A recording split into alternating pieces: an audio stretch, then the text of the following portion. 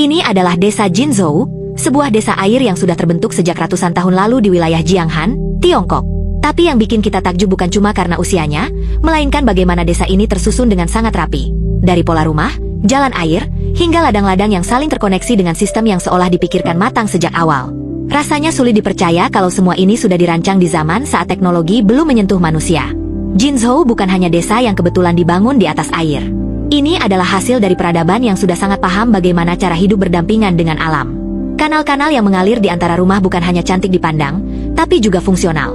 Untuk transportasi, irigasi, bahkan jadi bagian dari sistem pertahanan alamiah.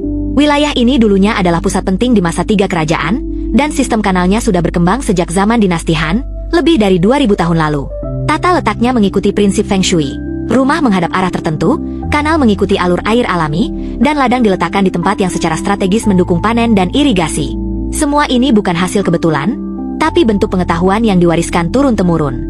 Desa ini seperti punya ingatan. Apa yang ditanamkan di masa lalu, masih hidup dan berfungsi hari ini. Yang lebih menarik, kehidupan di desa ini masih terus berjalan dengan cara-cara lama yang terasa penuh makna. Mereka tetap bertani, mengandalkan air untuk mengairi sawah dan ladang, mengatur ritme hidup mengikuti musim dan aliran sungai. Di tengah dunia yang serba cepat dan penuh modernitas, desa ini seperti perlawanan diam terhadap arus zaman. Mereka nggak tergilas, tapi juga nggak menolak perkembangan. Ini yang bikin kita semakin kagum. Bagaimana mungkin ratusan tahun lalu, mereka sudah bisa memikirkan pola hidup dan infrastruktur sekompleks ini? Tata letaknya bukan asal jadi. Rumah-rumah menghadap arah tertentu, kanal dibangun mengikuti logika air, dan ladang diposisikan di lokasi strategis yang mendukung pola tanam dan panen. Pola ini bahkan terlihat nyambung sama prinsip Feng Shui, semacam filosofi harmoni ruang dalam budaya Tiongkok. Kearifan lokal di sini bukan dongeng, tapi nyata di depan mata. Maka tak heran, pepatah, tuntutlah ilmu hingga ke negeri Cina, begitu terasa relevan. Bukan sekadar karena jauhnya jarak atau tantangan menempuhnya, tapi karena memang sejak dahulu, peradaban di sini telah melahirkan ilmu yang berakar dari observasi, pengalaman, dan pemahaman mendalam terhadap alam dan kehidupan. Orang-orang di desa ini mungkin tidak sekolah tinggi, tapi apa yang mereka wariskan adalah ilmu praktis yang terus bertahan lintas generasi. Melihat Jinzhou seperti melihat cermin, bahwa tradisi tidak selalu kalah oleh waktu. Justru karena mereka berpegang teguh pada nilai-nilai lama, desa ini tetap hidup, punya karakter, dan memberi pelajaran diam-diam kepada dunia luar. Bahwa ada cara hidup yang tidak hanya modern atau tradisional, tapi seimbang. Salah satu hal yang jarang disorot tapi justru jadi kunci kenapa desa ini bisa bertahan lama, adalah rasa saling percaya antar warganya. Di desa seperti Jinzhou, hubungan antar tetangga bukan sekadar basa-basi. Mereka saling bergantung, saling bantu saat panen, bahkan kadang satu kanal dipakai bareng-bareng untuk mengairi sawah. Nggak ada yang mikir egois karena semua tahu, sistem ini cuma jalan kalau semua ikut jaga dan rawat. Kalau kita perhatikan lebih jauh, banyak elemen dari desa ini yang sebenarnya bisa jadi inspirasi desain kota modern.